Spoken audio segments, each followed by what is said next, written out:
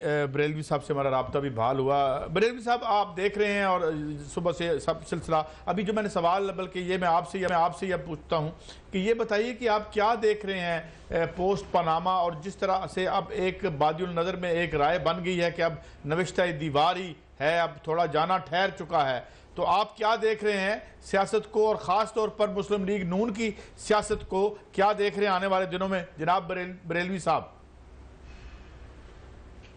एक तो मैं बड़े एहतराम से बगैर जब ब्रेक था तब भी मोहतरम चौधरी साहब को, अपने उस्ताद और जनरल साहब को भी बगौर उनके तबसरे तजज़िये सुन रहा था। ये जो आज बिगाड़ या देख रहे हैं आप, और आज जो शरीफ ख़ानदान के जो किस्से कहानियों की जो दास्तानें आप सुन रहे हैं कि उन्होंने एक भट्टी से जो है वो लोहे की अरमों कैसे बनाए और चंद मॉडल घरों का कहाँ तक पहुँचा, तो मैं ये और अब सारी उम्मीदें हमारे मीडिया के और सियासत के चौधरियों की और सबकी जो है सुप्रीम कोर्ट पर एक बार आ गई हैं।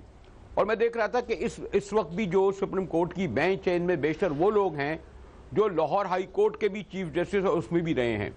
सॉरी टू से मैं बड़ा एहतराम करता हूँ और हमें उम्मीद है कि आज जब सारी उम्मीदें सुप्रीम कोर्ट के इन बावकार और सीनियर जजों पर आयद हुई हैं, तो ये कौम की जो कौम की और जो इंसाफ के तकाजे हैं उनको पूरा करते हुए वो फैसला देगी जो जेआईटी रिपोर्ट में अब मेरे ख्याल कोई इबाहम का शिकार भी नहीं है। लेकिन मुश्किल और मुसीबत यह है कि हमें इसलिए कि जैसे अभी भी मैं देख रहा था कि जो अभी आपने एक रिपोर्ट पढ़ी होगी कि 1994, अब जेआईटी ने यह भी कहा है कि 1994 से लेकर 2012 तक जो शरीफ खानदान पे मालियाती बदउनवानी के 15 केसेस हैं उन्हें ओपन किए जाएं। तो जनाब ये जो बताइए कि जब जस्टिस अजमत सईद साहब और जस्टिस अफजल साहब और बाद में सुप्रीम कोर्ट के सब मोहतरम जज जब सन 94 से लेकर 2014 तक जब बैठे थे और इन्हीं के पास ये सब केसेस आ रहे थे, तो उस वक्त उन्होंने क्या किया? आज ऐसा कौन सा हम ऐसा सॉरी टू से कि वही शरीफ खानदान है जिसके बारे में 94 में केस थे, 2000 में भी थे, बाद में भी थे, बाइज्जत बरी होते चले गए। आज तक हमारी अदलिया ने इन्हें किसी पर सजा नहीं दी। लोग अक्सर कहते भी हैं कि सजा मिलती है तो सिर्फ सॉरी टू से मैं वो बात नहीं कहना चाह रहा था जो बड़ी मशहूर भी हुई थी, अल्लाह उनको जवान रहमत में जगह दे हमारे शाह को, कि लाड़काना के लिए एक फैसला लाहौर के लिए था। तो आज से जब 30 साल में शरीफ खानदान के खिलाफ आपकी हाई कोर्टों ने और सुप्रीम कोर्टों में जो सैकड़ों की तादाद में केस पेंडिंग में खड़े हैं उसे ओपन तक नहीं किया। आज भी जेआईटी के इन तीन अफसरान को याद आ रहा है कि जनाब वो केस भी ओपन किए जाएं। तो सवाल ये उठेगा ना, जस्टिस अजमत सईद साहब और जस्टिस अफजल साहब और जो मैंने नाम जिनके लिए जो हाई कोर्टों के चीफ जस्टिस होते थे और सुप्रीम कोर्ट में बैठे हैं और जिनके सामने केस हैं, क्या अब वो अपने एक तो माजी पर उनको बहरहाल माजरत करनी चाहिए कि हाँ हमसे गलती हुई, हमने उस वक्त केस नहीं खोला, लेकिन अब हम कैसे पूरी उनसे उम्मीद बांध लें जैसे कि आप लोग उम्मीद बांधे हुए हैं कि सुप्रीम कोर्ट जो है वो इनका ताबूत निकाल देगी बकौल शेख रशीद के, जो बड़ा कंधा देने के लिए बेताब बकरार है इनके। जी काजी साहब। जी अच्छा, ये तो बात ठीक है आपकी। जनरल साहब मैं आपसे ही पूछता हूँ, ये सवाल चौधरी साहब से पूछते हैं कि ये जी जाहिर है ये तो एक बात तय है, इस कोर्ट से तो हम पूछ नहीं सकते, लेकिन जो जिस तरह उन्होंने सवाल उठाया है, ये केसेस आते रहे, क्वैश भी होते रहे, लेकिन नैब ने नहीं खोला या एविडेंस जो है वो सही अंदाज में पेश नहीं किया, ये एक सवाल है। मगर सवाल तो ये है कि बहरहाल इससे तो हम डिनाई नहीं कर सकते कि जो पैसे हैं वो ट्रेल व्रेल तो नहीं मिली अभी तक। जनरल साहब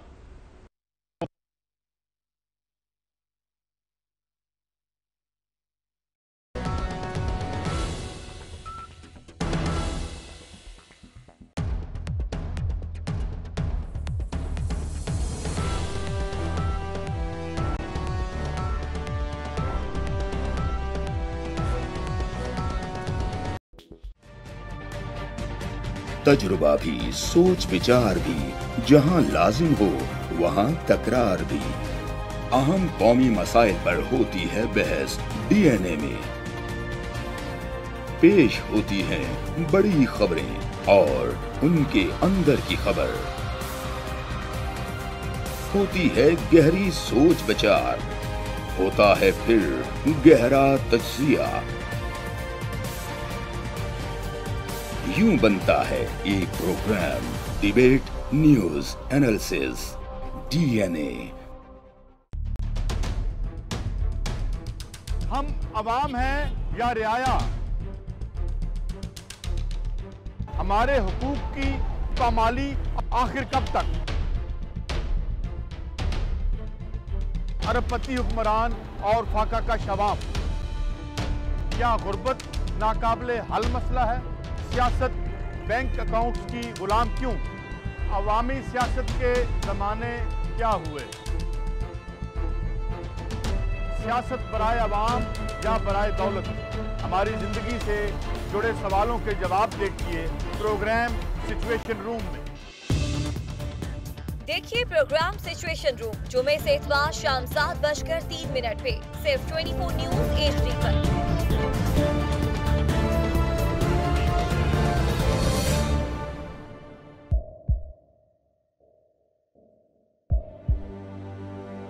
आवाजों के शोर में मकासद गुम हो जाते हैं।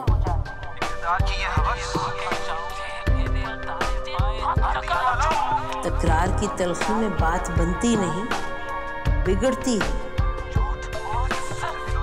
लेकिन हम तलखी से नहीं, मुकालमे से बात बढ़ाएंगे। हम हर अहम खबर की तह तक पहुंचेंगे, लेकिन सबूत की रोशनी। हम हर बात करेंगे, लेकिन हकायक के साथ और दलाइल के साथ।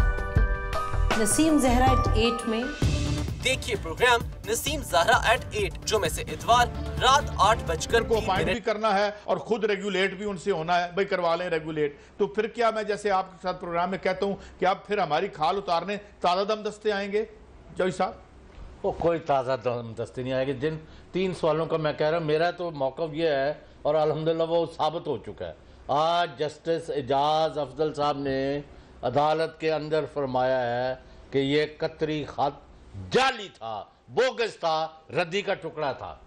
उसके बाद इनसे पूछें जो बाहर आके कौम का कई कई घंटे रोज वक्त ज़ाया करते रहे हैं कि क्या आपका किसी को मुंह दिखाने के काबिल रह गए हो? शर्म से डूब मरो। वो तो एक चीज़ है। 3 सवाल है जो आप जवाब नहीं दे रहे कि जैसे बरेलवी साहब कह रहे हैं कि जज साहिबान आज तक सोए रहे हैं, इनको नहीं नजर आया था लूटमार हो रही है। क्या एक्शन लिया गया इन 15 केसेस पर या दूसरे 1500? दूसरा, जनरल मुस्तफा साहब और सईद काजी साहब, आप भी वहां से हैं जिधर से ज्यादातर फौज आती है। आप इस सवाल का जवाब क्यों नहीं देते? नून लीग रो के पीट के गालियां दे के हमले कर के 95% मीडिया को अपने साथ मिला के ये बयान दे रही है कि हम सियासी मुखालफत की वजह से नहीं, इमरान खान की वजह से नहीं, हम अपने करतूतों की वजह से, करप्शन की वजह से, लूट मार की वजह से, मुल्क दुश्मनी की वजह से नहीं इक़्तिदार से महरूम हो रहे। हमारे खिलाफ साजिश कर रही है फौज। ना जनरल साहब जवाब देते हैं, ना बरेलवी साहब जवाब देते हैं। बरेलवी साहब, मैं बल्कि ये सवाल रिफ्रेज कर देता हूँ कि एक बात तो ठीक है आपकी कि जिस तरह माजी में होता रहा, ये सारे मार्शल लॉ के साए में ये पूरी पनीरी लगाई गई थी। आप भी, मैं जानता, आप भी जानते हैं, मैं भी जानता हूँ। मगर सवाल ये है कि बुनियादी तौर पर अगर हम एक मफरूज़ा कायम करें कि आज जिस तरह मैं सेठी साहब को कोट कर रहा था कि एक माउंटेन ऑफ वेल्थ ना होता unaccounted for beyond their resources, तो मेरे ख्याल में ना फौज कुछ कर सकती ना कोई और कुछ कर सकता था। तो बुनियादी जो ये तो उस पहाड़ के नीचे आ गए हैं जो दौलत का पहाड़ था, वहां भी तो खराबी थी ना बरेलवी साहब? नहीं, आपने दुरुस्त फरमाया। मेरा तो सिर्फ ये कहने का मकसद ये है कि आज जो JIT ने रिपोर्ट ऐसी जो निकाली है, इसमें कौन सी ऐसी नई बात है?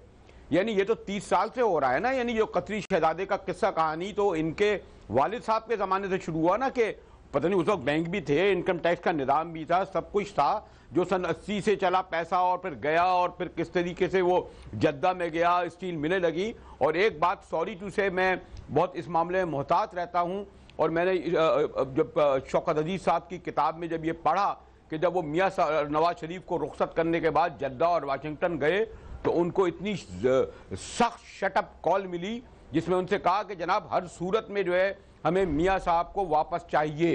तो आप ये ज़रूर ज़हन में रखें कि ये जो कतरी हुए, ये सऊदी हुए और बाकी उनके जो वो हुए, ये अभी तक अब दस्तबरदार नहीं हुए इनकी सरपरस्ती से। और पाकिस्तान की सियासत में PNA से लेकर आज तक ये लोग कितना इन्फ्लुएंस करते रहे, ये भी आपके ध्यान में होना चाहिए। शुक्र है कि अभी पिंडिया पारा अब पहले के मुकाबले में उस तरह मुदाखलत नहीं करता, उसमें हो सकता है कोई खलका इस तरह सोचता हो। तो ये जो शरीफ खानदान पिछले 30 साल से सरवाइव करता रहा है, और ये जो आप जो मैं कह रहा हूं जो JIT ने कोई नई चीजें नहीं निकाली हैं, और मैं तो आपको कह रहा हूं ना कि अंग्रेजी अखबार ने अभी परसों जो खबर दी कि जनाब 94 से केसेस हैं ये तो, और लाहौर हाई कोर्ट में पड़े हुए थे 17 केसेस। क्यों पड़े हुए थे? जस्टिस अजमत सईद से पूछे क्यों पड़े हुए थे, जस्टिस अता मोहम्मद बंदियाल से पूछ रहे, उस वक्त वहां पर जज मौजूद थे सुप्रीम कोर्ट में। ये वही लोग तो है ना जो 1994 के बाद से लेकर 2012 तक के दौरान हाई कोर्टों में रहे हैं हमारे, यही अब सुप्रीम कोर्टों में बैठे हैं। उस वक्त इनका जमीर क्यों नहीं जागा? तो ये जरा बात कहते हुए जरा, क्योंकि पॉपुलर बात नहीं है इसलिए हो सकता है आप लोग इत्तेफाक ना करें, बड़ा ये जो हम लोग, यही मुसीबत है इमरान खान की, सुप्रीम कोर्ट पे इतना एतमाद का इजहार करते हैं, इतना एतमाद का इजहार करते हैं, जब फैसला आता है तो बाद में रोने पीटना शुरू कर देते हैं आप लोग। लेकिन क्या कह सकते हैं, जल्द साहब देर आए दुरुस्त आए वाला मामला, लेकिन ये कि जो इन्होंने भी बात की, बहरहाल एक सवाल तो उठाया और आपने उसके साथ एग्री भी किया, लेकिन सवाल ये है जल्द साहब कि जब हम देखते हैं कि एक रियासत, मीडिया और चीज़ें बड़ी बदली हैं, बड़ा बदलाव आया है एक हवाले से अगर आप देखें, और अब मेरे ख्याल में मीडिया का भी एक ये था रोल कि अब इतनी चीज़ें कवर अप हो नहीं सकता था, लेकिन इससे पहले जिस तरह क्या बदलाव आया सईद कादी साहब? इतने बड़े कसीरुल अशार अखबार ने फ्रंट पेज पर यह कहा कि असल में तो इनके खिलाफ कुछ है नहीं, और उसको बड़े बैनुल अक़वामी शोहरत याफ्ता, एजाज याफ्ता सहाफ़ी ने दोबारा रिपीट करके कहा, पहले तो माफी मांगी। कोई आपके यहाँ लॉज है? इतनी बड़ी खबर देने के बाद, सॉरी मुझे कोई उन साहब से कोई शिकायत नहीं है, नज़ाती परखाश है, लेकिन आपके मीडिया में इतना खौफनाक हो रहा है जो आप आज़ाद पब्लिक मीडिया कह रहे हैं कि वो फ्रंट पेज पे माफी मांग रहा है। मैं शर्मिंदा हूं अपने खानदान ने, इदारे के सामने, साख इतनी बड़ी कार्रवाई हुई जनाब, आप समझ गए ना मैं जिस खबर की बात कर रहा हूं, उसके बाद माफी मांगी और फिर पहले लीक करके फ्रंट पेज पे छप गई थी, फिर क्या हुआ उसके बाद? मैं इस बात पर हाँ, फिर उन्होंने यही, आप क्या मीडिया की बात कर रहे हैं अपने सईद कादी साहब? मैं समझता हूं, ये भी तो बरेलवी साहब बात ये है ना कि ये सवाल हम कभी कर सकते थे, ये सवाल भी नहीं कर सकते थे जितना वो डिस्कस किया। बहरहाल जल्द साहब एक और बात, एक और सवाल, पहले हम कहते थे जनाब यहाँ की रूलिंग, हमारी दोस्तियां जो हैं तुर्की वाले यहाँ ये जो है कारोबार करते हैं, अपनी फैक्ट्रियां उधर लगाते हैं, यूं लगता है कि ये रूलिंग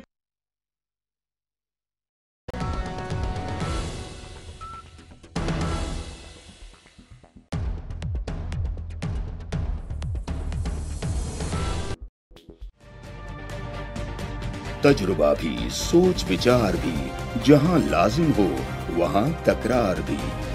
अहम कौमी मसाइल पर होती है बहस DNA में। पेश होती हैं बड़ी खबरें और उनके अंदर की खबर। होती है गहरी सोच विचार, होता है फिर गहरा तज्जिया। यूं बनता है एक programme, debate news analysis DNA। हम अवाम हैं या रियाया, हमारे हुकूक की पामाली आखिर कब तक? अरबपति हुक्मरान और फाका का शवाब, क्या गुर्बत नाकाबिले हल मसला है? सियासत बैंक अकाउंट्स की गुलाम क्यों? अवामी सियासत के जमाने क्या हुए? सियासत बराए अवाम या बराए दौलत? हमारी जिंदगी से जुड़े सवालों के जवाब देखिए प्रोग्राम सिचुएशन रूम में। देखिए प्रोग्राम सिचुएशन रूम जुमे से इतवार शाम 7:03 पे सिर्फ 24 न्यूज HD पर।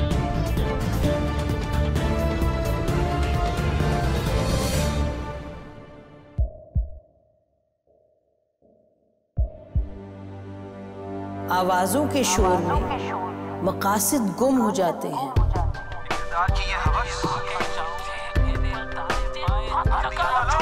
तकरार की तलखी में बात बनती नहीं, बिगड़ती है।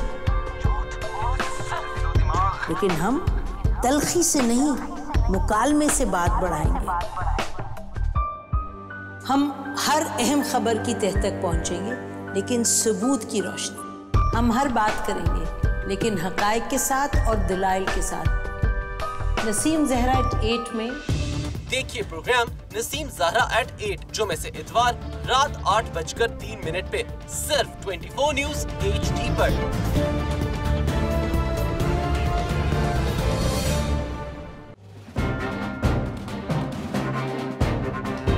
लिखते रहे जुनू की हिकायात खूं चुका,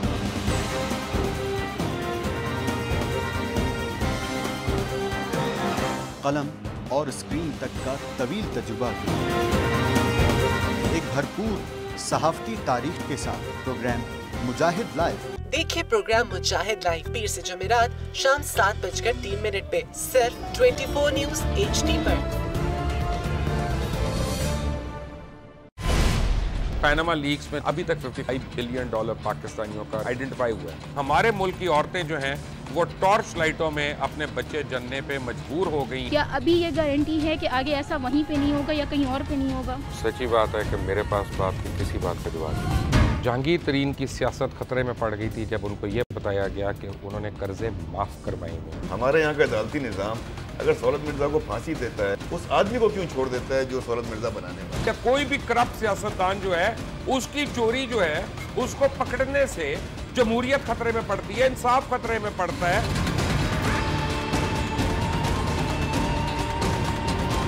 जो ताकतवर लोग हैं उनके लिए ना कानून है ना इंसाफ है। अब ये जवाई पुलिस यानी दमाद पुलिस में कुछ गवाहान की जरूरत है, कचरी को लाना पड़े। तो मेरा तो ये ख्याल था कि इस रिपोर्ट के बाद अब ये दोबारा ये जो हम जो इस स्क्रीनों पे ड्रामा देख रहे हैं ये ओपन नहीं होगा। लोग तंग आ चुके हैं इन बातों से।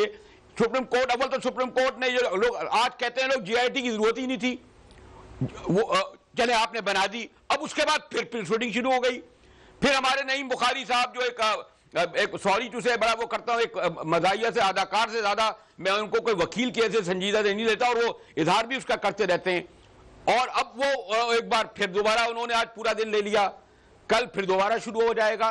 तो ये जो एक मजाक हो रहा है और हम भी उसमें शामिल हो जाते हैं, सॉरी टू से बड़े मीडिया के लोग। हमें तो ये सवाल उठाना चाहिए कि जनाब अब इन जजेस हजरात को चाहिए, चाहे वो 3 रुकनी हो चाहे 5 रुकनी हो, आप आराम से बैठकर इसको पढ़ें और बता दें कि 15 दिन बाद या 1 महीने बाद आप इस रिपोर्ट की रोशनी में कोई फैसला करने जा रहे हैं कि नवाज शरीफ साहब पे साबित नहीं हुआ या नवाज शरीफ साहब डिस्क्वालीफाई हो जाएं। ठीक है, ये तो बात जोई साहब उन्होंने कही जी कि ये जो कह रहे हैं बरेलवी साहब भी कि अब मेरे ख्याल में इसका एक लोग भी इंतजार कर रहे हैं, इसका एक लॉजिकल एंड हो जाना चाहिए। आपको कैसे लगता है जोई साहब? हो चुका है, उसमें हो चुका है आपकी नजर में? देखिए, मैं अगर मुझे इजाजत दें, क्या हो चुका है? अगर मेरा मतलब है कि नवाज शरीफ साहब डटाई बेशर्मी और उससे बैठे हुएंगे मैं नहीं मानता, तो आज जजों की जो 3-4 घंटे की प्रोसीडिंग है उसको देखे क्या वहाँ हुआ है बात।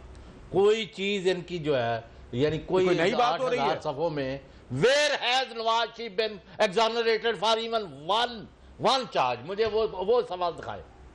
देखिए जी जन साहब, सवाल हमें ये उठाना है कि गुज़श्ता 1 साल से पाकिस्तान स्टैंड स्टिल हुआ है, कोई काम नहीं हो रहा। हमारी जुडिशरी को ये जिम्मेदारी समझनी चाहिए। अब सारा कुछ उन्होंने शुरू कराया था, 9 महीने सारा ये चलता रहा, केस चलता रहा, JT की फाइंडिंग्स आ गई, सारे कुछ। मैं ये समझता हूँ और मैं इस बात पे टोटली एग्री करता हूँ बरेलवी साहब से कि हमारे मोहतरम जो 3 जज साहिबान हैं उन्होंने फैसला तो अपना पहले लिखा हुआ है। उस फैसले में जो गैप्स थे उसके लिए JIT बनी थी, चलो यहाँ तक कबूल है हमें। JIT ने अब उन सवालों के जवाब दे दिए हैं। अब उन्हें तो मेरा ख्याल है किसी और को सुनने की ज़रूरत नहीं थी। उन्होंने उन JIT की रिपोर्ट की रोशनी में या तो उसको एक्सेप्ट करना था, उसको रिजेक्ट कर देना था, और उन्हें अपना फैसला सुनाना था। फैसला सुनाए, पाकिस्तान को आगे लेके चलें। पाकिस्तान खुदा के लिए स्टैंड स्टिल है, आप देख नहीं रहे कल इंडिया ने क्या किया हमारे साथ, आज सुबह 2 ऐसे हादसा हुए हमारे साथ। दुनिया कहाँ से कहाँ जा रही है, अपने अलाइनमेंट्स नहीं बन रही हैं। हमें सिवाय इसकी और कोई चीज़ समझ नहीं आ रही है आपको। ये मैं क्यों नहीं मैं समझता हूँ कि भाई अल्लाह उनकी गरीक रहमत करे। जस्टिस सदीकी साहब से मैंने एक सवाल किया था, सैयद सईद साहब से। उन्होंने कहा जी कि आला तरीन अदलिया को कौमी मामलात को मद्देनज़र रखते हुए फैसलों में ये करना पड़ता है कि पाकिस्तान को आगे लेके चलना है, आपने पाकिस्तान को आगे बढ़ाना है। आपने Nawaz Sharif is a history gone, ख़त्म होगी बात आपसे, उसके बाद पाकिस्तान को लेके चलना है आपने। ये जो बात की बात आप कर रहे हैं ये बड़ी अहम बात है। बरेलवी साहब, मैं आपकी तरफ ही आता हूँ क्योंकि आप इस हवाले से आपने सियासत भी की और सहाफ़त भी की। अब छोटी सी एक दो फिक्रे मैं कहूँगा कि यहाँ पे 12-14 कार्टल्स हैं यहाँ पे कोई पता नहीं, मकान जो है 1 करोड़ मकानों की कमी है। अभी सिंध में एक रिपोर्ट आई है पानी की, शर्म आती है कि 80% पानी जो है कंटेमिनेट है, और बाकी मुल्क का भी यही हाल है। अब अपना आप इंफ्रास्ट्रक्चर देख लें, आपका हेल्थ का मामला देख लें, हम इवन श्रीलंका से पीछे हैं जो मोर्टेलिटी रेट है माओ का इस मुल्क में, शर्मनाक फिगर्स हैं हमारे। तो ये तो जब तक पैसा सारा इनके पास है, इनके बच्चों के ही कारोबार है दुबई में, और यही अरबपति पैदा होते हैं, तो हमारे बच्चे तो पोस्ट पनामा भी जलील ही होंगे। एक राय ये है, आप कैसे देखते हैं बरेलवी साहब? देखिए, मैं तो एक लाइन में कहूंगा, हमें इन जजों से उम्मीद है कि इन्हें जस्टिस एमआर कियानी की तरह रोल अदा करना पड़ेगा। जब उनका पास उस तरह के केस आते थे, चाहे मैंने देखा है स्वर और वर्दी के या उस तरह के, वो उसी वक्त कहते थे खत्म, भाग जाओ इस्तगासा के लोगों को। इतनी जुर्रत और हिम्मत इन्हें दिखानी अब चाहिए कि जब JIT ने एक जामे रिपोर्ट दे दी है, अब जो है ना दोबारा जो मुझे सिर्फ ये थोड़ा सा अफसोस हो रहा है और थोड़ी सी परेशानी हो रही है कि एक बार फिर वही पेंडोरा बॉक्स, वही दलाइल खुल रहे हैं। अगर आप देखिए स्क्रीनों पे क्या चल रहा है कि तहरीक इंसाफ के वकीलों ने क्या कहा, शेख रशीद ने क्या, और जवाब में उन्होंने क्या कहा। हमें यही सुनना है फिर दोबारा। वो जैसा कि कह रहे थे जनरल साहब 9 महीने हो गया, चले 60 दिन हो गए, भाई अब आप फैसला दें, जुर्रत दिखाएं, जैसे कयानी की तरह, जैसे कार्डिलेस की तरह चले। अगर आप समझते हैं कि आप काफी सबूत नहीं है क्योंकि आपको JIT आपने इसीलिए बनाई थी, ये अब आप दोबारा ये जो स्क्रीनों पे ड्रामा हो रहा है, और जैसा कि कह रहे हैं तो नाजुक हसास सूरत हाल है, बॉर्डर पर इंडिया हमारे पीछे पड़ा हुआ है, बलूचिस्तान में क्या कर रहा है, एक बार फिर जो है दोबारा इन लोगों ने इनके जो सेल हैं बाहर निकल के आ चुके हैं। तो अगर इन्होंने मजीद, और हमारे देखें डॉलर कहाँ तक बढ़ गया, फिर जो अमेरिकन कितने नाराज हैं अभी जो उनका आया है कांग्रेस का, इन हालात में जुडिशरी को समझ चाहिए कि पूरी कौम की नजरें उनकी तरफ हैं, उन्हें एक बोल्ड स्टेप लेना चाहिए। अगर उन्हें वो समझते हैं कि नहीं, नवाज शरीफ को जो है इस वक्त उसको निकालना मुल्क के लिए बेहतर नहीं है, और वो कोई और वो अगर कोई तौजी उनके पास है वो करें, या फिर इस रिपोर्ट की बुनियाद पर डिस्क्वालीफाई करें और उनसे कहें कि नया जो है वो नए इलेक्शन की डेट दे। इस तरह अगर नहीं करते तो आप देखिएगा मैं और आप इसी तरह बैठे गुफ्तगू करते रहेंगे। मगर बेलवी साहब, सो फार अगर हम देखें 2 जजेस का फैसला, फिर 3 जजेस की JIT बनवाना, ये तो अनथिंकेबल था इस मुल्क में। इतने पावरफुल और माइटी लोगों को, जबकि वो इवन ताकत में थे, उनको इस तरीके से सामने लाना।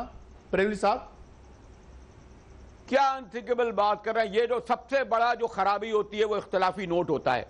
ये 5 बड़े दिमाग बैठे हुए हैं, 3 दिमाग, यानी 3 बड़े दिमाग कह रहे हैं कि साहब ये नाहे लोग हैं, निकालो 3 ये 4 का फर्क है, और 4 कहें नहीं साहब जरा मजीद गौर की जरूरत है, मजीद सोचने की जरूरत है। लेकिन ये मजीद तो ले बैठा है। हम आज आप चारों बैठे हैं, बेशतर बातों में हम इत्तेफाक कर रहे हैं ना, क्यों इत्तेफाक कर रहे हैं? ये तो नहीं है कि चौधरी साहब ये कह रहे हैं कि नहीं मुजाहिद साहब इनको वो कर रहे हैं। तो मुझे इस बात पर हैरत होती है कि जो इख्तिलाफी नोट जो होता है, और ये जो मैंने देखा ना, भुट्टो बहरहाल तो फांसी चढ़ गया ना, इख्तिलाफी नोट से क्या होता है?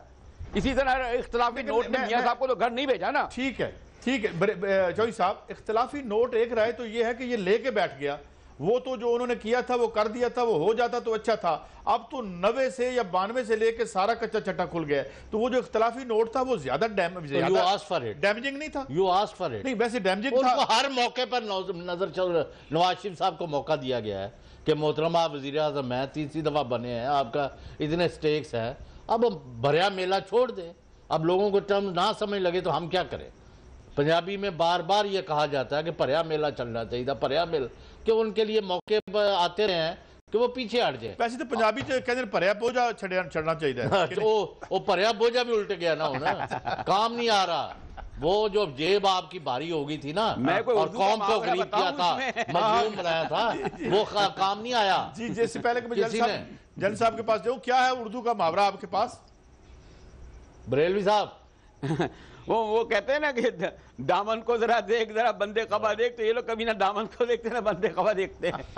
शर्मनाक बात दामन तो भरे हुए। आज हालत यह है सईद काजी साहब की कि टिप टिप रोकते जा रहे हैं बच्चों की तरह। खुदा के लिए मैंने क्या किया है, मेरे साथ ऐसा क्यों हो रहा है? यार बस करो, गिव इट ए ब्रेक।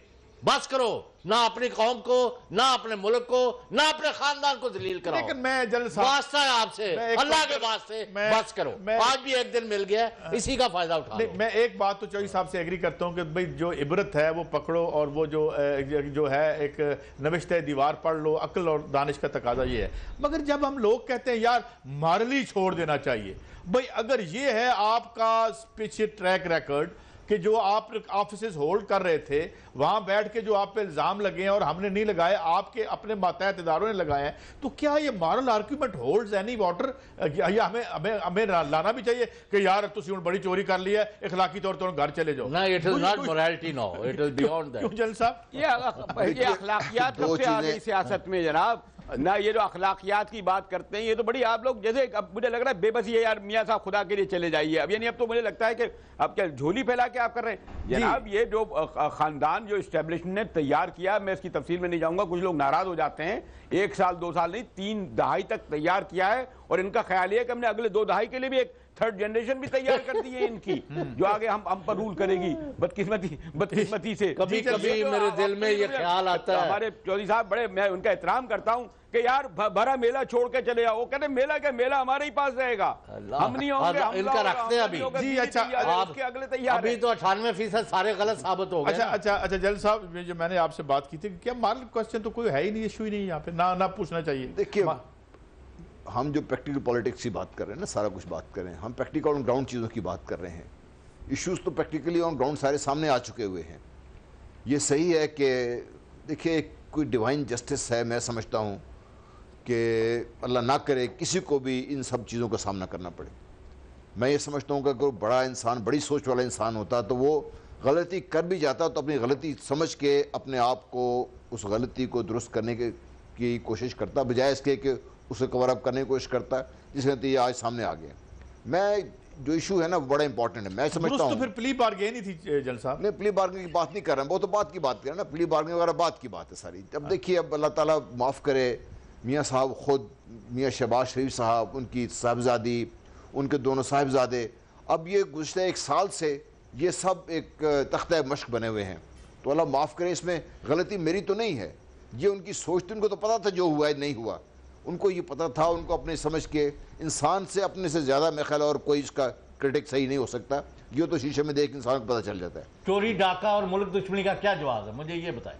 मैं उसी तरफ तो आ रहा हूँ ना कि मोरालिटी की बात नहीं है ये, अब है कि there be crime has been committed and that has been proven, the decision should have come. आप इसको डिले तो कर सकते, डिले तो कर सकते हैं, इनविटेबल है ये, जितना डिले करेंगे उससे ये तो नहीं होगा कि डिसीजन बदल जाएगा, अच्छा, या ये कि लोगों का ज़हन बदल जाएगा, या ये कि जो हालात ऑन ग्राउंड है वो बदल जाएंगे, अच्छा, या फैक्ट्स ऑफ केस है वो खत्म हो जाएंगे। मैं आपके दोबारा आता हूँ, मोहतरम नसीम ज़हरा साहब ने हमें ज्वाइन किया, thank you very much. Madam, मुझे ये बताइए, आप इस्लामाबाद में हैं, क्या मनाजिर नज़र आ रहे हैं, और फिर कल आपको क्या नज़र आता है? आज जो कोर्ट का मूड था वो किस तरह से आप देख रही हैं, और डू यू थिंक कि ये क्विक अफेयर होगा? आप मोहतरमा मुझे सुन पा रही? जो जी आवाज आ रही? जी जी आ रही आवाज, प्लीज बोलिए। हाँ, मैंने कहा कोर्ट में मौजूद थे, और जो क्लोजिंग जो थे कुछ आधा घंटा, उसमें सबके लॉयर खड़े हुए, ख्वाजा हारिस साहब, और उन्होंने इसको रिपोर्ट को रिजेक्ट किया, और उन्होंने कहा कि ये इलीगल है, इसकी जो एविडेंस कलेक्शन है, जो इंटरव्यूज हैं, सब चीज़ें, तो उन्होंने उसको बेसिकली बहुत से पॉइंट्स का रिजेक्ट किया। मेरा ख्याल है कोर्ट की जो ऑब्जर्वेशन थी ख्वाजा ये रिपोर्ट के हवाले से और ख्वाजा हारिस के ऑब्जेक्शंस के हवाले से, दैट वाज इम्पोर्टेंट, और वो ये कि नंबर उन्होंने कहा कि जी मुख्तलिफ ये तीनों ऑनरेबल जजेस की मुख्तलिफ ऑब्जर्वेशन थी। मसलन ये कहा कि जो JIT थी वो बन्नी, it was an extension of the court, और उस पर जो एक्यूजेशंस आई थी सामने, उस पर इन्वेस्टिगेशन करना ज़रूरी था, नंबर 1। नंबर 2, जो हारिस साहब फरमा रहे थे कि ख्वाजा हारिस के ये उन्होंने मुख्तलिफ कहा कि जी ये अनकॉन्स्टिट्यूशनल और इलीगल हैं तरीके इसको जो भी कलेक्शन के, तो उस पर ये कहा गया कि कुछ मैटर्स आर सेटल्ड मैटर्स, यानी कि ये इनको ये अथॉरिटी दी गई थी जिसके तहत उन्होंने ये कलेक्ट की इंफॉर्मेशन। तो इसका मतलब जो इश्यूज हैं मेथडोलॉजी के या कॉन्स्टिट्यूशनल या legal related to the working of the GIT, जो आज कोर्ट की ऑब्जर्वेशन थी, ऑनरेबल कोर्ट की, उससे लग रहा था कि उसको ओवर रूल जो ख्वाजा हारिस साहब की इनिशियल मैं लफ्ज़ इस्तेमाल करी हूँ, जो ऑब्जर्वेशन थी उसको ओवर रूल कर रहे थे, लेकिन बड़ी क्लियरली कोर्ट ने ये कहा, बेंच ने कहा कि आप कि जो ऑब्जेक्शन हैं कंटेंट के हवाले से और इश्यूज के हवाले से आप ऑब्जेक्शंस लिख के दें और आप अपनी आर्ग्यू करें, लेकिन आपकी आर्ग्यूमेंट में जो हमारी जजमेंट है वो हम रिव्यू नहीं कर रहे, वो जजमेंट हमारी वही है। आप जजमेंट और जो लॉ है उसके दरमियान रहते हुए, और लॉ पे ये उनका कहना कि जो तरीक़ाकार था इसका GIT का, यानी कि जिस आपको मालूम है कि FIA की पावर थी, उसके पास PRC की थी, NAB की थी, ये तमाम जो पावर्स हैं, तो बेंच की तरफ से ऑब्जर्वेशन ये थी कि उन पावर्स को इन्वोक करके और जो हमने अथॉरिटी दी थी उसके तहत तो GIT ने जो काम किया वो जाहिर है वो लॉ के दरमियान रहते हुए किया, लेकिन इसको मद्देनजर रखते हुए जो आपकी ऑब्जर्वेशंस हैं, जो ऑब्जेक्शंस हैं वो दे।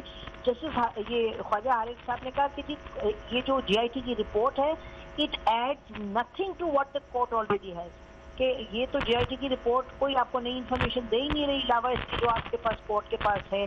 तो उसको जस्टिस अजमत सईद साहब की ऑब्जर्वेशन इंटरेस्टिंग था, मुझे एग्जैक्ट लफ्ज़ नहीं याद, लेकिन उन्होंने कुछ ये फरमाया था कि ये आप जो कह रहे हैं या आपकी जो ऑब्जर्वेशन है ये करेक्ट नहीं है या फेयर नहीं है। तो ये मतलब अब तो देखिए सारा किस्सा ही यही है कि ये किस तरीके से अपनी जो ऑब्जेक्शंस है लेके आते हैं और उस पर कोर्ट किस तरह से इंगेज करता है। ये भी याद रखें कि आज कोर्ट को जो पिटिशनर्स के लॉयर्स थे जो जिन्होंने अपनी आर्ग्यूमेंट्स उनके पास थी नहीं, बेसिकली अगर मैं पिटिशनर्स जो थे 4 में से अगर मैं कहूँ कि किसी एक ने एक इम्पोर्टेंट आर्ग्यूमेंट की और एक अपनी आर्ग्यूमेंट को आगे बढ़ाया GIT की रिपोर्ट को इस्तेमाल करते हुए, वो शेख रशीद साहब थे जो खुद खड़े होकर आर्ग्यू किया। उन्होंने कहा ये 62-63 के तहत 62F के तहत ये सादिक और अमीन नहीं, और फिर उसके बाद उन्होंने कहा कि कोर्ट के साथ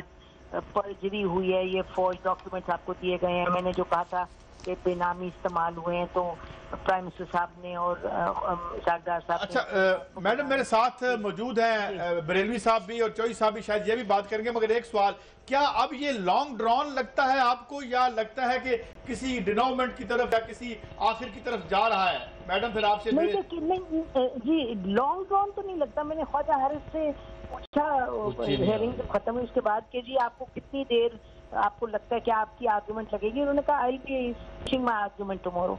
और एक तो 2 इन्होंने मेरा ख्याल है दायर की थी। एक तो ख्वाजा हारिस साहब ने कहा जी हम रिपोर्ट को रिजेक्ट करते हैं, और एक और पॉइंट भी उन्होंने सबमिट किया था कोर्ट को, it will just come to my mind. तो ये लॉन्ग ड्रॉन नहीं, लेकिन 2-3 दिन तो लगते हुए दिखाई दे रहे हैं। देखिए क्योंकि कल ख्वाजा हारिस साहब ने अपने आप को इंट्रोड्यूस किया as the prime minister respondent 1 lawyer. तो सलमान अकरम राजा साहब भी वही हैं। सलमान अकरम राजा साहब ने कहा जी मैं रिस्पोंडेंट 6 और 7 और 8 को, यानी कि तीनों बच्चों को, प्राइम मिनिस्टर साहब के तीनों बच्चों को वो रिप्रेजेंट करेंगे। तो जिस पे कोर्ट ने कहा एज यूजुअल, तो उन्होंने कहा नहीं जी एज यूजुअल नहीं, मैं इस दफ़ा रिस्पोंडेंट पता नहीं 6 को भी करूँगा। पहले शायद दोनों बेटों के थे, अब तीनों बच्चों के। अच्छा फिर उसके बाद डॉक्टर तारिक हसन वो लॉयर हैं फॉर इसाकदार साहब। तो अब मेरा ख्याल है कि ये तीनों ने जो अलग अलग हैं तो जाहिर है अभी अपनी आर्गुमेंट्स देंगे, अपने ऑब्जेक्शन। जी मैडम आप हमारे साथ रहिएगा और भी दोस्त आपसे हमारे जो पैनलिस्ट हैं मौजूद बात करेंगे। ब्रेक की तरफ हमें जाना है। मैं नाज़रीन ब्रेक से वापस आते हैं तो आपको मजीद इन्फॉर्मेशन देते हैं। हमारे साथ रहिए।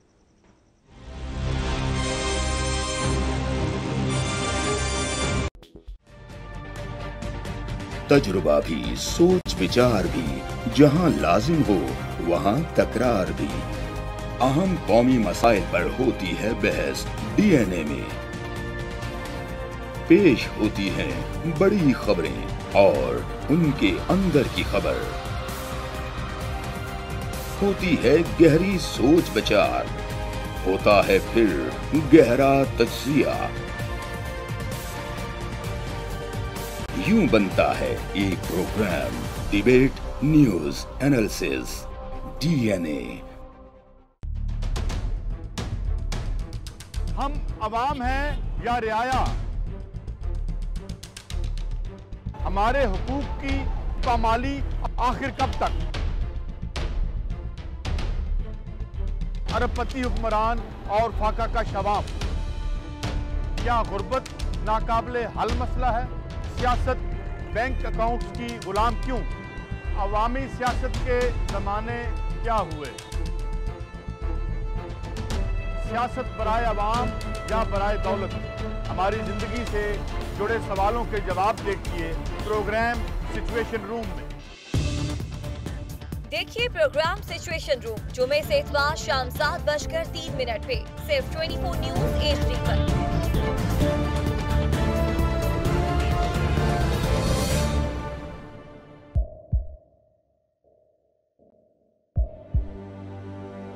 आवाजों के शोर में मकासद गुम हो जाते हैं।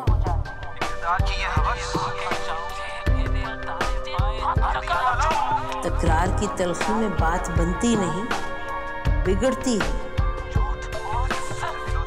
लेकिन हम तलखी से नहीं, मुकालमे से बात बढ़ाएंगे। हम हर अहम खबर की तह तक पहुंचेंगे, लेकिन सबूत की रोशनी। हम हर बात करेंगे, लेकिन हकायक के साथ और दलाइल के साथ। नसीम ज़हरा @8 में देखिए प्रोग्राम नसीम ज़हरा @8 जुमे से इतवार रात 8:03 पे सिर्फ 24 न्यूज HD पर।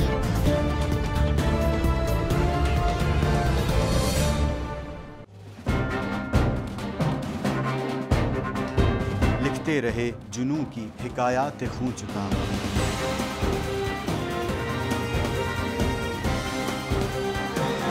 कलम और स्क्रीन तक का तवील तजुर्बा एक भरपूर सहाफती तारीख के साथ प्रोग्राम मुजाहिद लाइव। देखिए प्रोग्राम मुजाहिद लाइव पीर से जुमे। जी नसीम ज़हरा साहब, आप मुझे सुन पा रही हैं? मेरी आवाज़ शायद नहीं है। जी आ रही है मुझे आवाज़। अच्छा, ये तो एक बात की मेरे और बरेलवी साहब, आप कुछ पूछना चाहेंगे मैडम से? मैं तो नसीम ज़हरा साहब से यही मालूम करूंगा कि अगर जब 9-10 माह से मेरे ख्याल वो रिपीट ही हो रहे हैं और फिर खासतौर पर GIT की रिपोर्ट मुकम्मल होने के बाद कोई इस बात की बज़ाहिर GIT की रिपोर्ट होने के बाद इसकी कोई गुंजाइश नहीं रहती थी कि एक बार फिर एक तूल तवील प्रोसीडिंग शुरू हो जाए। मैं रिपीट करता हूँ। जी आप बात मुकम्मल करें बरेलवी साहब। नसीम, आवाज आ रही है आपको? आप बहुत क्लियरली आ रही है। Thank you. नसीम भी आवाज आ रही है? जी आ रही है, बोले आप। क्लियरली आ रही है। जी नसीम भी हमें तो सिर्फ ये परेशानी लाहक हो रही है कि जब हमने 9 महीने पूरे तमाम दलाइल सुने पनामा लीक के हवाले से, फिर 60 दिन भी हमने सब GIT की रिपोर्ट के हवाले से भी सब कुछ सुना और देखा, और आज अगर ये दोबारा रीओपन होता है इसी तरीके से कि आज जैसे फिर नईम बुखारी साहब आ गए और फिर शेख साहब आ गए और फिर उनके जवाब भी आ गए, और मुझे ख़तरा है कि कल या परसों कहीं ऐसा ना हो कि आपको इल्म है कि शरीफ ख़ानदान तवातुर से और उनके हामी देते रहें कि कतरी शहजादे के बग़ैर जो है ये रिपोर्ट मुकम्मल नहीं होती है। एक बार फिर मुतालबा अगर कतरी शहजादे का हो गया और सुप्रीम कोर्ट ने फिर कोई, जैसे मैं अभी पहले जिक्र कर रहा था कि MR कियानी जैसे जजों की तरह कोई बोल्ड स्टेप लेकर इस पर कोई कार्रवाई नहीं की, तो मुझे फिर ये मामला एक तूल तवील आगे बढ़ता हुआ नजर आ रहा है। जी मैडम। जी बरेलवी जी काजी साहब। एक तो मैं ये बता दूं कि एक 2 इनकी प्ली से एक तो रिपोर्ट इन्होंने रिजेक्ट की ख्वाजा हारिस साहब ने, दूसरा उन्होंने ये भी प्ली ली के वॉल्यूम 10 है उसको पब्लिक किया जाए। आपको मालूम है कि वॉल्यूम 10 जो भी है उसको विदहोल्ड किया जा रहा है। तो ये तो एक बात होगी। जो कह रहे हैं बरेलवी साहब, उससे मेरा ख्याल है ये देखने की जरूरत है कि आज कोर्ट ने क्या किया। कोर्ट ने जो पिटिशनर्स थे उनसे ये कहा कि ये हमारे पास आई है रिपोर्ट, अब आप हमें बताएं कि इसकी फाइंडिंग हम पर क्यों लागू होनी चाहिए, हम क्यों इसकी फाइंडिंग्स को फॉलो करें। और जो ओपोनेंट थे यानी जो डिफेंडेंट थे उनको कोर्ट ने कहा कि आप बताएं कि ये जो फाइंडिंग्स आई हैं इसके अगर हम इसको इग्नोर करें तो आप क्यों कह रहे हैं इग्नोर करें।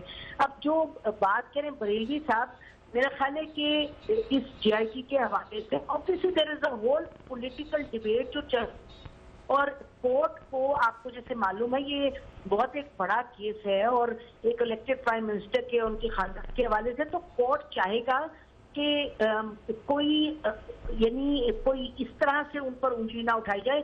Justice must be seen to be done. अब जो बरेली साहब की बात है कि बात बहुत ड्रैग ना करे, ये नहीं होता, वहां हमें दिखाई दे रहा कि ज्यादा ड्रैग करेगी। अभी मैंने आपसे कहा कि ख्वाजा आरिफ साहब ने कहा जी मुझे लग रहा है कि मैं कल मेरे आर्ग्यूमेंट्स खत्म हो जाएंगे।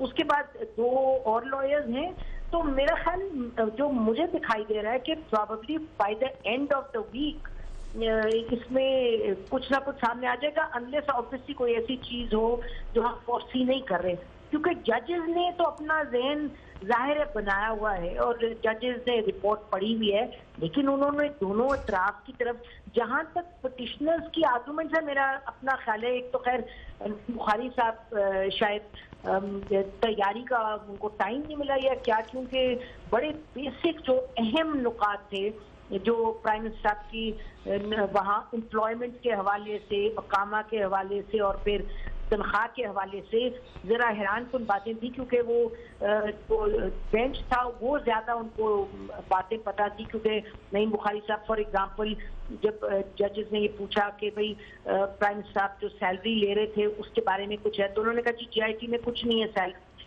प्राइम मिनिस्टर ने ड्रॉ किया है या नहीं। उस पर फिर जज बेंच से ऑब्जर्वेशन आई कि नहीं इस सफ़े पे ये लिखा, तो नहीं बुखारी साहब शायद जरा प्रिपरेशन में उनके कुछ अच्छा ये दिखाई दे रहा था कि इंफॉर्मेशन उनकी पूरी उन्होंने ही wasn't up to date. But वो बात ये है कि जो पिटिशनर्स की ऑब्जर्वेशंस की अलावा शेख रशीद साहब थे, जिन्होंने बड़ी इम्फैटिकली, आपको मालूम है वो किस तरह से बात करते हैं, उन्होंने अब पॉइंट को पुश किया। नहीं तो एक जनरल पॉइंट पे तीनों जो थे पिटिशनर्स, उन्होंने कहा जी 62, 63 लागू करें और इनको डिस्क्वालीफाई करें, बट उससे ज्यादा तो ये सिग्निफिकेंट नहीं था जो इन्होंने। गुलाम हुसैन साहब, मैडम की बात आपने सुनी, और एक बात तो मुझे बरेलवी साहब भी कह रहे थे कि ज्यादा बुखारी साहब का लगता है जिला जुगत में ज्यादा जो है वो उनकी महारत है, जिस तरह आज लोग कह रहे हैं कि नो प्रेपरेशन, मैडम भी यही कह रही है। मैंने किया हुआ, मैं वैसे सवाल पूछ रहा हूँ, आप नहीं किया, कमेंट तो आप करें ना चौधरी साहब, आप कमेंट तो करें ना। इतना नॉन सीरियस पीटीआई, इतना नॉन सीरियस है पीटीआई, इतने बड़े केस पे जो इस तरह के लायर भाई अब तो आर्गुमेंट्स होने ही नहीं थे, JIT को याद उन्होंने तो फिर वो कहते पे नहीं होने थे, वो तो तकरीर शुरू कर दी उन्होंने मात्र। ठीक है, तो नसीम ज़ारा, अच्छा आप पूछिए क्या पूछना चाहते हैं आप? वो तो नसीम ज़ारा साहब ये मैं पूछना चाह रहा हूँ कि भाई ये जो जजों का आज रवैया था in the light of JIT report, उसके नतीजे में नवाज शरीफ के खिलाफ कोई स्वीपिंग ऑर्डर पास होगा या cases will be refer to NAB? जी मैडम। जी मेरा ख्याल है, देखिए ना ये 2 तरह से आप इसको देख सकते हैं, यानी कि 62, 63 के तहत तो अब कुछ ऑब्वियस बातें हैं जो जाहिर पिटिशनर्स ने भी हाईलाइट की, खासतौर पे शेख रशीद साहब ने। पर्जरी की 2-3 ऐसी चीजें हैं, पर्जरी का जी के जो डॉक्यूमेंट है वो फॉल्स डॉक्यूमेंट्स दिए गए हैं कोर्ट को, वो उस पर जाहिर है रूलिंग हो सकती है इमीडिएटली, 62, 63 के तहत हो सकती है रूलिंग। और मैं तो लॉयर नहीं हूँ, लेकिन जो चीजें हमें नजर आ रही है पॉसिबल। दूसरी तरफ ये है कि उसके साथ साथ आप नैब में ट्रायल के लिए भी भेज सकते हैं, तो दोनों चीजें मुमकिन है। लेकिन एक बात है गुलाम हुसैन साहब कि अगर कोर्ट ने इसको ट्रायल ही में भेजना, ये हमें दिखाई देता है कि अगर कोर्ट ने ट्रायल ही भेजना होता और खुद ना कोई हतमी फैसला करना होता, तो फिर ये GIT की रिपोर्ट ना बनवाते, खोलते इस पॉइंट पे नहीं, खोलते क्यों इस पॉइंट पे? मुझे लगता ये है कि क्योंकि इन्होंने पिटिशनर्स को और डिफेंडेंट्स को अपनी ऑब्जर्वेशन देने पर का मौका दिया इन द कोर्ट, इसका मतलब कि कोर्ट फैसला खुद ही करेंगे, कुछ फैसला करेंगे। जनरल साहब आप एग्री करते हैं मैडम से? जी मैं ये समझता हूँ कि देखिए नसीम इस वक्त इस्लामाबाद में मौजूद हैं और करीब से देख रही है, लेकिन मैं तो फिर जो मैंने आपसे बात कही थी कि अगर चलें आज और 1-2 रोज और ले लें, लेकिन अगर ये प्रोसीडिंग इस रिपोर्ट की बुनियाद पर मजीद तूल पकड़ती है तो ये शकूक व शुबात बढ़ेंगे। जिस तरह के आमतौर पर बड़े केसों में होता है कि जुडिशरी जो है वो फैसला महफूज कर लेती है, इसी तरह इन्हें ये चाहिए था कि इस रिपोर्ट पर हमारे जज हजरात 3 रुकनी या 5 रुकनी बैठते और इसके तमाम पहलुओं का जायजा लेते कि जो दस्तावेज पेश की गई हैं ये दुरुस्त हैं जैसा कि और हैं भी, और इसकी बुनियाद पर 15 दिन बाद या 20 दिन बाद फैसला सुना देते। ये जो आज फिर नईम बुखारी साहब आए और फिर दोबारा जो है हमारे शरीफ साहब के वकला आए, और अगर फिर इन्होंने, कुछ लोग कहते हैं कि हफ्ता 14-15 दिन ले लिए, तो फिर ये समझा जाएगा कि मामला जो है कोई इसके पीछे कुछ और। अगर इतना दूर जाता है रेलवी साहब, अगर इतना दूर जाता है तो बिल्कुल आप ठीक कहते हैं। जल साहब, आपका क्या टेक है मैडम के यानी टेक पर? देखिए, मैं दो बातें करूँगी। एक तो मैं ये समझता हूँ कि इसका फैसला बहुत जल्द आ जाना चाहिए था, नंबर एक। नंबर टू, अगर नहीं आया तो अब मेरा ख्याल है कि हमारे लिए कोई ऐसी, मैं नहीं समझता कि आप एक आर्गुमेंट को कितने बार रिपीट कर सकते हैं। अगर आपने वही रिपीट करते जाना है जी कि इसको हमें रिजेक्ट कर देते हैं, कोई टेक्निकलिटी है या तरीका जो वारदात था वो गलत था, आप उन फैक्ट्स पे बात करेंगे, उनके पास कोई इशू है, वो है नहीं है इनके पास। आई एम श्योर दी जजेस, ऑनरेबल जजेस no better then I do. लेकिन मेरा अपना जहन ये है कि इस वक्त एक जो डिसीजन एग्जिस्ट करती है हमारी 5 बेंची रुकन, जो 5 मेंबर्स के उस पर बेंच से बनती थी, उसमें दोनों क्लियर फैसला दे दिया हुआ है। अब दीज 3 जजेस have to have a very strong reason either not to support them or do something different. और इस जो GIT की रिपोर्ट है, इसमें जो उन्होंने क्वेश्चन रेज किए थे, वो 13 क्वेश्चनों का जवाब जो सामने आया है, या तो वो जवाब गलत हैं या जवाब सही हैं। तो मैं कहता हूँ ये फैसला करने में नहीं चाहिए। तो ठीक है ना, ये कह रहे हैं कि कोई एक ऐसा फिक्रा, कोई एक ऐसा आर्ग्यूमेंट, कोई एक ऐसी रिबटल नहीं आई कि वही तो मैं कह रहा हूँ ना। देखिए, वही मैं अर्ज कर रहा हूँ कि हमारी जब 5 रुकनी बेंच ने एक फैसला दिया था, वो हमारे पास वहाँ रिकॉर्ड मौजूद है। 2 जो फाजिल जज साहिबान थे, जो सीनियर मोस्ट हमारे थे, उन्होंने तो एक फैसला, हतमी फैसला दे दिया। अब ये 3 जो जज साहिबान हैं जिन्होंने JIT बनवा के उसकी सारी रिपोर्ट भी पढ़ी होगी, आई एम श्योर, समरी भी पढ़ी होगी, उनको ब्रीफिंग भी दे दी गई होगी। अब उनके पास एक बहुत मजबूत रीज़न होगा कि वो जो पहले फैसला हो चुका है 2 जज ने किया, उसके खिलाफ जाए। उनके खिलाफ जाने के लिए उनको जो मियां नवाज शरीफ साहब की फैमिली की जो भी वकला हैं, वो उतना मवाद फराहम करेंगे तो बात बनेगी। अब तक तो लगता यूँ है, और मेरा ख्याल है किसी को इसमें शक नहीं रहा, और सबसे ज़्यादा उनके जो वकला हैं उनको और मियां नवाज शरीफ और उनकी फैमिली सबको, कि द गेम इज़ अप। अब जजेस इसको कितना आगे लटका सकते हैं, मेरे नहीं ख्याल। नहीं, वो नसीम ज़ारा साहब ने बिल्कुल राइटली पॉइंट आउट किया है कि हारिस ने कहा हम तो रिजेक्ट करते हैं। जजेस ने कहा कि किस बुनियाद पर करते हैं आप? हमने JIT बनवाई है और उसके फाइंडिंग आई है, तो कोई उसकी रीजन थे नहीं। रीजन तो है। मैडम ने एक और बड़ी अहम बात की है कि अगर उन्होंने आगे भेजना होता तो मेरे ख्याल में JIT से पहले भेज देते, या JIT की रिपोर्ट डायरेक्ट कहीं और भेज देते, अगर उन्होंने खुद उसको मंगवाया है। जी नसीम साहिबा, ऑब्जर्वेशन देखिएगा कि इसमें यानी कि आज हो जाए या 4 दिन बाद हो जाए, देखें ना, जजेस आर जजेस, दे अंडरस्टैंड बेस्ट। ये कोई ऐसी बात नहीं हुई। बरेलवी साहब की मैं बात सुन रही थी, जाहिर है क्योंकि इस मुल्क में जो होता रहा है, तो उसकी बुनियाद पे जब इस तरह के शकूक का इजहार भी होता है तो समझ क्यों होता है। लेकिन अगर आप इस प्रोसेस को देखें, ये प्रोसेस को जाहिर है, अब जब जजेस ने 1 हफ्ता पहले, जब आप लोगों को याद है JIT की रिपोर्ट सबमिट हुई है, तो जजेस ने क्या कहा था? उस वक्त ऑर्डर में ये कहा गया कि आप bring your fresh arguments 7 days later, यानी 17 को। तो मेरा ख्याल है कि ये जस्टिस की बात है, बड़े केस की बात है। ये कोई इस तरह ओपन एंड शट कोई मिलिट्री कोर्ट तो नहीं। वहां भी आपको मालूम है ये जनरल साहब बैठे हैं कि किस तरह तफसील में जब इंसाफ करने बैठते हैं तो एक प्रोसेस होता है।